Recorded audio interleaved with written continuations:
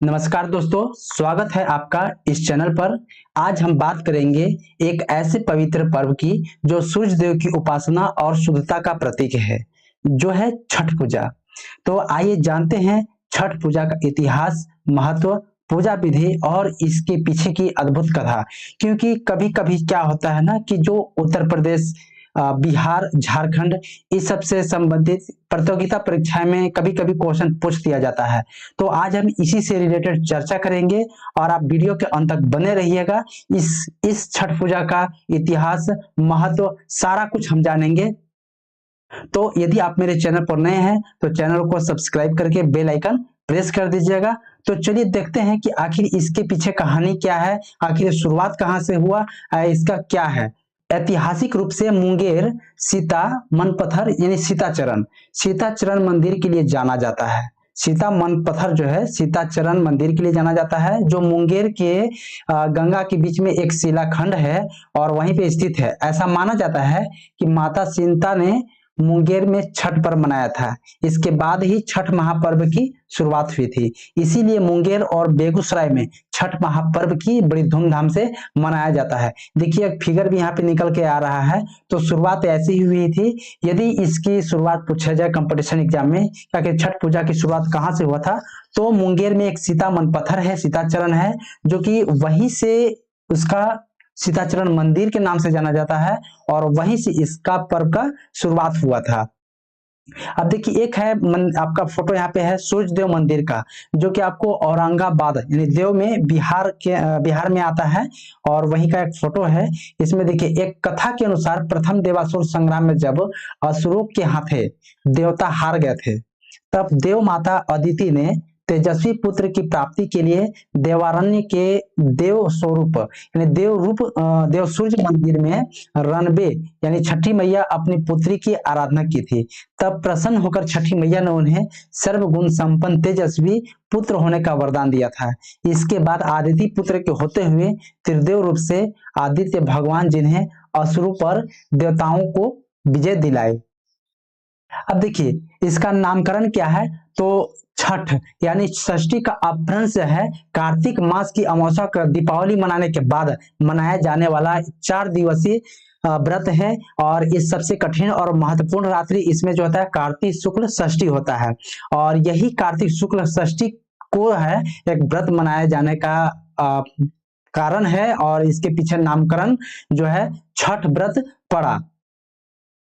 छठ पूजा साल में 2 बार होती है, एक चैत्र मास में, दूसरा कार्तिक मास शुक्ल पक्ष की चतुर्थी तिथि, पंचमी तिथि, षष्ठी तिथि और सप्तमी तिथि तक मनाया जाता है। षष्ठी देवी माता को कात्यायनी माता के नाम से भी जाना जाता है। नवरात्रि के दिन में हम षष्ठी माता की पूजा करते हैं। षष्ठी माता की पूजा घर परिवार के सभी सदस्यों के सुरक्षा एवं स्वास्थ्य लाभ के लिए करते हैं। षष्ठी माता की पूजा सूरज भगवान और मां गंगा की पूजा देश में एक लोकप्रिय पूजा है। यह प्राकृतिक सौंदर्य और परिवार के कल्याण के लिए की जाने वाली एक महत्वपूर्ण पूजा है। इस पूजा में गंगा स्थान या नदी तालाब जैसे जगह होना अनिवार्य है। यही कारण है कि छठ पूजा के लिए सभी नदी तालाब की साफ सफाई किया जाता है और नदी तालाब को सजाया जाता है। प्राकृतिक सौंदर्य में गंगा मैया या नदी तालाब मुख्य स्थान होता है। लोक आस्था का पर्व लोक आस्था का पर्व है यह है। और जैसा कि आप यहाँ पे फोटो में भी देख रहे हैं, इसमें सूर्य भगवान की तस्वीर है, छठ पूजा घाट है और इसमें भारत में छठ सूर्योपासना के लिए प्रसिद्ध पर्व है। मूलतः सूर्य षष्ठी व्रत होने के कारण इसे छठ कहा गया है। यह पर्व वर्ष में 2 बार मनाया जाता है, पहली बार चैत्र में और दूसरी बार कार्तिक में। चैत्र शुक्ल पक्ष षष्ठी पर मनाए जाने वाले छठ पर्व को चैती छठ और कार्तिक शुक्ल पक्ष षष्ठी पर मनाए जाने वाले पर्व को कार्तिकी छठ कहा जाता है। पारिवारिक सुख, समृद्धि तथा वांछित फल प्राप्ति के लिए यह पर्व मनाया जाता है। स्त्री और पुरुष समान रूप से इस पर्व को मनाते हैं। छठ पर्व के संबंध में अनेक कथाएं प्रचलित है। उनमें से एक कथा के अनुसार जब पांडव अपना सारा राजपाट जुए में हार गए थे, तब श्री कृष्ण द्वारा बताए जाने पर द्रौपदी ने छठ व्रत रखा था। तब उनकी मनोकामनाएं पूरी हुई थी तथा पांडवों को उनका राजपाट वापस मिला था।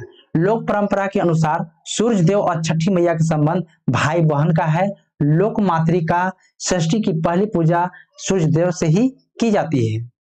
छठ पर्व को वैज्ञानिक दृष्टिकोण से देखा जाए तो षष्ठी तिथि यानी छठ को एक विशेष खगोलीय परिवर्तन होता है।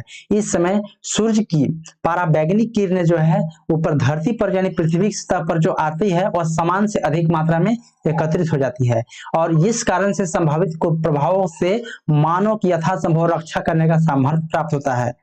पर्व पालन से सूर्य प्रकाश पराबैंगनी जो किरण आता है ऊपर से हानिकारक प्रभाव को जीवों की रक्षा संभव है और यही कारण है कि पृथ्वी के जीवों को इसे बहुत लाभ मिलता है। सूर्य के प्रकाश के साथ उसकी पराबैंगनी किरण भी चंद्रमा और पृथ्वी पर आती है। सूर्य का प्रकाश जब पृथ्वी पर पहुंचता है तो पहले वायुमंडल मिलता है। वायुमंडल में प्रवेश करने पर उसे आयन मंडल मिलता है। पराबैंगनी किरणों का उपयोग कर वायुमंडल अपने ऑक्सीजन तत्व को संश्लेषित कर उसके एलोट्रोप ओजोन में बदल देता है। इस क्रिया द्वारा सूर्य की पराबैंगनी किरणों का अधिकांश भाग पृथ्वी के वायुमंडल में ही अवशोषित हो जाता है। पृथ्वी की सतह पर केवल उसका नगण्य भाग ही पहुंच पाता है। सामान्य अवस्था में पृथ्वी की सतह पर पहुंचने वाली पराबैंगनी किरण की मात्रा मनुष्यों या जीवों के सहन करने की सीमा में होती है। अतः सामान्य अवस्था में मनुष्यों पर उसका कोई विशेष हानिकारक प्रभाव नहीं पड़ता है, बल्कि उस धूप द्वारा हानिकारक कीटाणु मर जाते हैं, जिससे मनुष्य या जीवन को लाभ होता है। छठ जैसी खगोलीय स्थिति चंद्रमा और पृथ्वी के भ्रमण तलों की समरेखा के दोनों छेद यानी कि सूर्य की पराबैंगनी किरणें कुछ चंद्र सतह से परावर्तित तथा कुछ खगोलीय अपरावर्तित होती है, पृथ्वी पर पुनः सामान्य से अधिक मात्रा में पहुंच जाती है। वायुमंडल के स्तरों से आवर्तित होती हुई सूर्य की तथा सूर्योदय की ओर यह सघन होती जाती है। ज्योतिषीय गणना के अनुसार यह घटना कार्तिक तथा चैत्र मास की अमावस्या के 6 दिन उपरांत आती है। ज्योतिषीय गणना पर आधारित होने के कारण इसका नाम कुछ और नहीं बल्कि छठ पर्व ही रखा गया है। छठ पर्व किस प्रकार मनाते हैं? तो छठ पर्व यह 4 दिनों का पर्व है। भैया दूज के तीसरे दिन से आरंभ होता है। पहले दिन सेंधा नमक घी से बना हुआ अरवा चावल और कद्दू की सब्जी प्रसाद के रूप में ली जाती है। अगले दिन से उपवास आरंभ होता है। व्रती दिन भर अन्न जल त्याग कर शाम करीब 7 बजे खीर बनाकर पूजा करने के उपरांत प्रसाद ग्रहण करते हैं, जिसे खरना कहते हैं। तीसरे दिन डूबते सूर्य को अर्घ्य यानी कि दूध अर्पण करते हैं। अंतिम दिन उगते हुए सूर्य को अर्घ्य चढ़ाते हैं। पूजा में पवित्रता का विशेष ध्यान रखा जाता है। लहसुन प्याज वर्जित होता है। जिन घरों में यह पूजा होती है वहां भक्ति में गीत गाए जाते हैं। अंत में लोगों को पूजा का प्रसाद दिया जाता है और यह एक उत्सव के रूप में इसको देखा जाता है, क्योंकि छठ पूजा जो है 4 दिवस का उत्सव होता है और इसकी शुरुआत कार्तिक शुक्ल चतुर्थी को तथा समाप्ति कार्तिक शुक्ल सप्तमी को होता है। इस दौरान व्रतधारी लगातार 36 घंटे का व्रत रखते हैं और इस दौरान वे पानी भी ग्रहण नहीं करते हैं। देखिए, इसका शुरुआत नहाय खाय से शुरू होता है। छठ पर्व का पहला दिन जिसे नहाय खाय के नाम से जाना जाता है, उसकी शुरुआत चैत्र या कार्तिक महीने के चतुर्थी यानी कि कार्तिक शुक्ल चतुर्थी से होता है। सबसे पहले घर की साफ सफाई कर उसे पवित्र किया जाता है। बाद में व्रती अपने नजदीक स्थित गंगा नदी और नदी के नजदीक कोई भी तालाब होता है वहां पे जाकर के स्नान करते हैं। व्रती इस दिन नाखून वगैरह अच्छी तरह से काट करके स्वच्छ जल से अच्छी तरह से बालों को धोते हुए स्नान करते हैं। लौटते समय वो अपने साथ गंगाजल ले आते हैं, जिसका उपयोग खाना बनाने में करते हैं और वे अपने घर के आसपास साफ सुथरा रखते हैं। व्रती इस दिन सिर्फ एक बार ही खाना खाते हैं। खाना में व्रती कद्दू की सब्जी, मूंग चना दाल का उपयोग करते हैं। तली हुई पुरियां, पराठे, सब्जी आदि सब वर्जित है। यह खाना कांसे या मिट्टी के बर्तन में पकाया जाता है। खाना पकाने के लिए आम की लकड़ी और मिट्टी के चूल्हे का इस्तेमाल किया जाता है। जब खाना बन जाता है तो सर्वप्रथम व्रती खाना खाते हैं, उसके बाद ही परिवार के अन्य सदस्य खाना खाते हैं। इसके बाद दूसरा दिन होता है, वो होता है खरना और लोहंडा का, जो कि छठ पर्व का दूसरा दिन, जिसे खरना या लोहंडा के नाम से जाना जाता है। चैत्र या कार्तिक महीने के पंचमी को मनाया जाता है। इस दिन व्रती पूरे दिन उपवास रखते हैं। इस दिन व्रती अन्न तो दूर, दूसरी बात है कि सूर्यास्त से पहले पानी एक बूंद तक ग्रहण नहीं करते हैं। शाम को चावल, गुड़ और गन्ने के रस का प्रयोग करके खीर बनाते हैं। खाना बनाने के बाद खाना में नमक और चीनी का प्रयोग नहीं किया जाता है, मतलब ज्यादा से ज्यादा कोशिश करते हैं कि गुड़ का प्रयोग किया जाए। इन्हीं दो चीजों को पुनः सूर्यदेव को नैवेद्य देकर घर में एकांत करते हैं और अर्थात एकांत रहकर उसे ग्रहण करते हैं। परिवार के सभी सदस्य उस घर से बाहर चले जाते हैं ताकि कोई शोर ना हो सके। एकांत में खाना खाते समय व्रती हेतु किसी तरह का आवाज सुनना पर्व के नियमों के विरुद्ध है, यानी कि किसी को आवाज सुनाई दे देता है तो पर्व अच्छा नहीं माना जाता है। तो व्रती जो है कि खाना खाकर सभी परिवारजनों को, मित्रों को, रिश्तेदारों को वही खीर रोटी प्रसाद खिलाते हैं और इस संपूर्ण प्रक्रिया को खरना कहते हैं। चावल का पीठा व घी लगी रोटी भी प्रसाद के रूप में वितरित की जाती है। इसके बाद अगले 36 घंटे के लिए व्रती निर्जला व्रत रखते हैं। मध्य रात्रि को व्रत जो व्रती हैं पूजा पाठ किए हैं, छठ पूजा के लिए विशेष प्रसाद ठेकुआ बनाती है। और इसके बाद जो है कि छठ पर्व का तीसरा दिन, जिसे संध्या अर्घ के नाम से जाना जाता है, चैत्र या कार्तिक शुक्ल षष्ठी कहते हैं, और पूरे दिन सभी लोग मिलकर पूजा की तैयारी करते हैं। छठ पूजा के लिए विशेष प्रसाद जैसे कि ठेकुआ, चावल के लड्डू जैसे कचवनिया भी कहते हैं, बनाया जाता है। छठ की पूजा के लिए एक बांस की बनी हुई टोकरी जिसे दौरा कहते हैं, पूजा के प्रसाद फल डालकर देवकारी में रख दिया जाता है। वहां पूजा अर्चना करने के बाद शाम को एक सूप में नारियल, 5 प्रकार के फल और पूजा का अंश सामान्य दौरा में रखकर घर का पुरुष अपने हाथों से उठाकर छठ घाट की ओर ले जाता है। यह अपवित्र न हो इसलिए इसे सर के ऊपर की तरफ रखते हैं। छठ घाट की तरफ जाते हुए रास्ते में प्रायः महिलाएं छठ का गीत गाती हुई भी जाती हैं।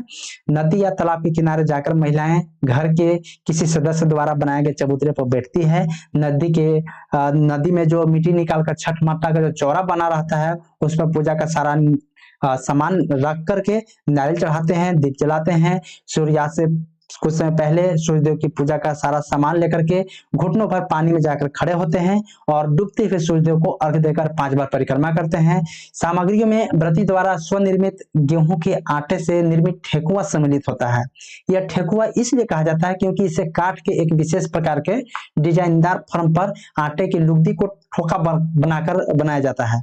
उपरोक्त पकवान के अतिरिक्त कार्तिक मास में खेतों में उपजे हुए सभी कंदमूल, फल, सब्जी, मसाले व अन्न जो भी है, गन्ना, ओल, हल्दी, नारियल, नींबू, पक्का केला आदि चढ़ाया जाता है।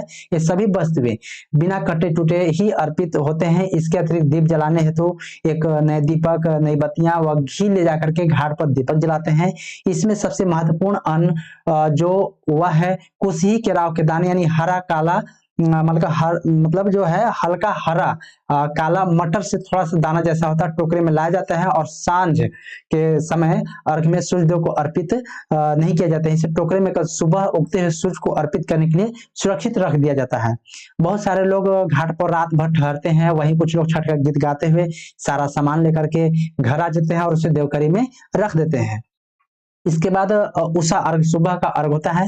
चौथे दिन कार्तिक शुक्ल सप्तमी की सुबह जो है उदयमान सूर्य को अर्घ दिया जाता है। सूर्योदय से पहले ही व्रती लोग घाट पर उगते हुए सूर्य की पूजा हेतु पहुंच जाते हैं और शाम की ही तरह उनके पूर्वजन जो पहले परिजन लोग हैं उपस्थित हो जाते हैं और संध्या में अर्घ में जो अर्पित पकवान नए नए पकवानों पर प्रतिस्थापित कर दिया जाता था, परंतु कंदमूल, फल इत्यादि वही रहता है और सब नियम जो है ना विधि विधान सांझ अर्घ की तरह ही होता है जैसे शाम में लोग देते हैं। व्रती लोग इस समय पूरब की ओर मुंह करके पानी में खड़ा होते हैं और सूर्योपासना करते हैं। पूजा अर्चना समाप्त करके घाट का पूजन होता है और वहां उपस्थित लोगों में प्रसाद वितरण करके व्रती घर आ जाते हैं और घर पर भी अपने परिवार आदि को प्रसाद वितरित करते हैं। व्रती घर वापस आकर गांव के पीपल के पेड़, जिसको ब्रह्मा बाबा कहते हैं, वहां जाकर पूजा करते हैं। पूजा के बाद व्रती कच्चे दूध का शरबत पीकर थोड़ा प्रसाद खाकर व्रत पूर्ण करते हैं, जिसे पारण या पारना कहते हैं। व्रती लोग खरना दिन से आज तक निर्जला उपवासोपरांत आज तक सुबह से ही नमक युक्त भोजन करना चालू कर देते हैं। तो ये रहा आपका छठ पूजा का व्रत। तो आप देखिए छठ उत्सव के केंद्र में जो है ना छठ व्रत है, जो एक कठिन तपस्या की तरह है। यह छठ व्रत अधिकतर महिलाओं द्वारा किया जाता है, कुछ पुरुष भी इसे कर रखते हैं। व्रत रखने वाली महिलाओं को परवैतिन कहा जाता है। 4 दिनों की इस व्रत में व्रती को लगातार उपवास करना होता है। भोजन के साथ ही सुखद शय्या का भी ध्यान त्याग किया जाता है। पर्व के लिए बनाए गए कमरे में व्रती फर्श पर एक कंबल या चादर के सहारे ही रात बिताती है। इस उत्सव में शामिल होने वाले लोग नए कपड़े पहनते हैं जिनमें किसी प्रकार की सिलाई नहीं की गई होती है। व्रती को ऐसे कपड़े पहनना अनिवार्य होता है। महिलाएं साड़ी और पुरुष धोती पहनकर छठ करते हैं। छठ पर्व को शुरू करने के बाद सालों साल तब तक करना होता है जब तक कि अगली पीढ़ी की किसी विवाहित महिला इसके लिए तैयार न हो जाए। घर में किसी की मृत्यु हो जाने पर यह पर्व नहीं मनाया जाता है। ऐसी मान्यता है कि छठ पर्व पर व्रत करने वाली महिलाओं को पुत्र रत्न की प्राप्ति होती है। पुत्र की चाहत रखने वाली और पुत्र की कुशलता के लिए सामान्य तौर पर महिलाएं यह व्रत रखती है। पुरुष भी पूरी निष्ठा से अपने मनोवांछित फल को यानी कार्य को सफल होने के लिए व्रत करते हैं। जैसे कि आप यहाँ पे देख रहे हैं अलग अलग तरह के फल है और ये पूजा की सामग्री है जो कि छठ घाट के पास रखा हुआ है। छठ का प्रसाद है। छठ पर्व को मूलतः सूर्य की आराधना का पर्व है जिसे हिंदू धर्म में विशेष स्थान प्राप्त है। हिंदू धर्म के देवताओं में सूर्य ऐसे देवता हैं जिन्हें मूर्त रूप में देखा जा सकता है। सूर्य की शक्तियों का मुख्य स्रोत उनकी पत्नी उषा और प्रत्युषा है। छठ में सूर्य के साथ साथ दोनों शक्तियों की संयुक्त आराधना होती है। प्रातः काल में सूर्य की पहली किरण उषा और सांझ काल में सूर्य की अंतिम किरण प्रत्युषा को अर्घ देकर दोनों का नमन किया जाता है। सूर्योपासना की जो परंपरा है भारत में इसे ऋग्वेद काल से ही होती आ रही है। सूर्य और इसकी उपासना की चर्चा विष्णु पुराण, भागवत पुराण, ब्रह्मवैवर्त पुराण आदि विस्तार से की गई है। मध्यकाल तक छठ सूर्योपासना के व्यवस्थित पर्व के रूप में प्रतिष्ठित हो गया है जो अभी तक चला आ रहा है। देवताओं के रूप में सृष्टि और पालन शक्ति के कारण सूर्य की उपासना सभ्यता के विकास के साथ विभिन्न स्थानों पर अलग अलग रूप से प्रारंभ हो गई है, लेकिन देवता के रूप में सूर्य की वंदना का उल्लेख पहली बार ऋग्वेद में मिलता है। इसके बाद अन्य सभी वेदों के साथ ही उपनिषद आदि वैदिक ग्रंथों में इसकी प्रमुखता से हुई है चर्चा। निरुक्त के रचयिता यास्क ने दैव स्थानीय देवताओं में सूर्य को पहले स्थान पर रखा है और इसको मानवीय रूप में कल्पना जो है देखिए उत्तर वैदिक काल के अंतिम कालखंड में सूर्य के मानवीय रूप की कल्पना होने लगी है। इसने कालांतर में सूर्य की मूर्ति पूजा का रूप ले लिया है। पौराणिक काल आते आते सूर्य पूजा का प्रचलन और अधिक हो गया। अनेक स्थानों पर सूर्य देव के मंदिर भी बनाए गए हैं। इसमें देखिए पौराणिक और लोक कथाएं भी हैं। तो पौराणिक और लोक कथाएं जो कि इसके बारे में हम अभी बताना चाहेंगे कि छठ पूजा की परंपरा उसके महत्व का प्रतिपादन करने वाली अनेक पौराणिक और लोक कथाएं प्रचलित हैं। जैसे रामायण से एक मान्यता के अनुसार लंका विजय के बाद राम राज्य की स्थापना के दिन कार्तिक शुक्ल षष्ठी को भगवान राम और माता सीता ने उपवास किया और सूर्य देव की आराधना की। सप्तमी को सूर्य देव के समय पुनः अनुष्ठान करके सूर्य देव से आशीर्वाद प्राप्त किया था। इसी कारण छठ पर्व मनाया जाता है। दूसरी कथा आती है महाभारत से, जो कि यह एक अन्य मान्यता के अनुसार है। छठ पर्व की शुरुआत जो कि महाभारत काल से हुई थी।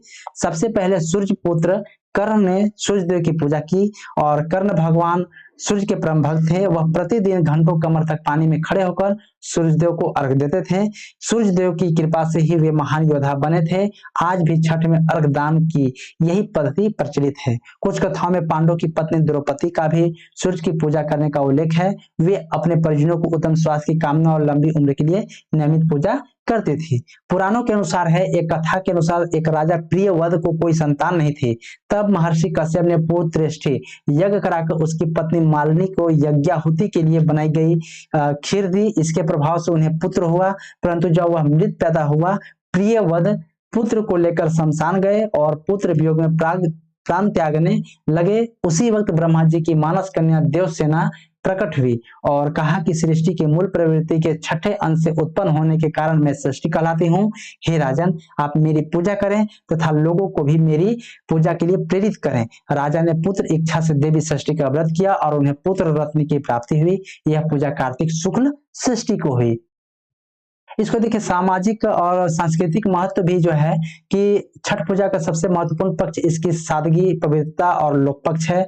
भक्ति अध्यात्म से परिपूर्ण इस पर्व में बांस निर्मित सूप, टोकरी, मिट्टी के बर्तन, गन्ना का रस, गुड़, चावल, गेहूं से बना हुआ प्रसाद सुमधुर लोकगीत से युक्त होकर के लोक जीवन की भरपूर मिठास का प्रसार कहलाता है। शास्त्रों में यह जन सामान्य द्वारा अलग रीति रिवाजों के द्वारा गढ़ी जाती है। उपासना पद्धति अलग अलग होता है। इसके केंद्र में वेद पुराण जैसे धर्म ग्रंथ न होकर किसान और ग्रामीण जीवन है। इस व्रत के लिए न विशेष धन की आवश्यकता है, न पुरोहित गुरु की अभ्यर्थना है।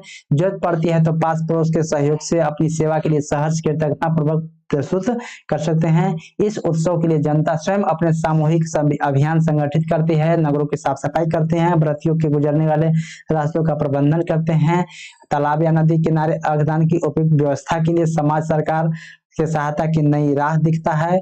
इस उत्सव में खरना के उत्सव को लेकर के अर्धदान तक समाज की अनिवार्य उपस्थिति बनी रहती है। यह सामान्य और गरीब जनता अपने हक के दैनिक जीवन की मुश्किलों को भुला करके सेवा भाव और भक्ति भाव से किए गए सामूहिक कर्म का विराट भव्य प्रदर्शन करता है। इसमें देखिए कुछ लोक गीत भी है छठ का गीत, जो कि छठ के विभिन्न अवसरों पर जैसे प्रसाद बनाते समय, खरना के समय, अर्घ देते समय गाए जाते हैं। अर्घदान के समय, घाट से छठ घर तक लौटते समय अनेक सुमधुर भक्ति भावपूर्ण से लोकगीत गाए जाते हैं, जैसे केरवा जे फरेला घवद से वहां पर सुगा मिल रहा है। इस तरह से है कुछ गीत है। अब देखिए यहाँ पे अलग अलग जगह पे कुछ घाट का है जो छठ व्रती लोग पूजा पाठ किए हैं। छठ पूजा के काल में घाट दीपावली के छठे दिन शुरू होना छठ पर्व का 4 दिन तक चलता है। इन 4 दिन श्रद्धालु भगवान सूर्य की आराधना करके वर्ष भर खुशी, स्वस्थ और निरोग होने की कामना करते हैं। 4 दिनों के इस पर्व की साफ सफाई की जाती है। तो चलिए देखते हैं कि इससे रिलेटेड कुछ प्रश्न भी आते हैं, प्रतियोगिता में पूछे जाते हैं, जो कि छठ पूजा किस देवता की उपासना से संबंधित है। तो इसका सही उत्तर हो जाएगा सूर्य देव की और छठी मैया की कृपा से। ठीक है। दूसरा क्वेश्चन आ जाता है इसमें कि छठ पूजा मुख्यतः किन राज्यों में मनाई जाती है। तो बिहार, झारखंड, उत्तर प्रदेश और नेपाल के तराई क्षेत्र में मनाई जाती है। नेक्स्ट है छठ पूजा कितने दिनों तक चलता है। तो छठ पूजा 4 दिनों तक चलता है। और छठ पूजा की शुरुआत किस दिन से होती है। तो नहाय खाय से शुरू होती है। खरना क्या है। तो छठ पूजा का दूसरा दिन होता है, जब व्रती दिन भर निर्जल उपवास रहकर शाम को गुड़ चावल की खीर का प्रसाद ग्रहण करते हैं। संध्या अर्घ और उषा अर्घ किसे दिया जाता है। तो डूबते सूर्य और उगते सूर्य को। छठ पूजा कब मनाई जाती है। तो कार्तिक मास की शुक्ल पक्ष की षष्ठी तिथि को, यानी दीपावली के 6 दिन बाद। छठ पूजा में कौन सा प्रसाद मुख्य बनाया जाता है। तो देखिए ठेकुआ। पारना शब्द क्या है। तो व्रत को तोड़ने की प्रक्रिया को पारना कहा जाता है। छठ पूजा का मुख्य उद्देश्य क्या है। तो सूर्यदेव की आराधना और परिवार की सुख समृद्धि व संतान की दीर्घायु की कामना होती है। यदि आप मेरे वीडियो को पहली बार देख रहे हैं तो चैनल को सब्सक्राइब जरूर कर दीजिएगा। चैनल के अंत तक बने रहने के लिए धन्यवाद। मिलते हैं फिर नए वीडियो के साथ।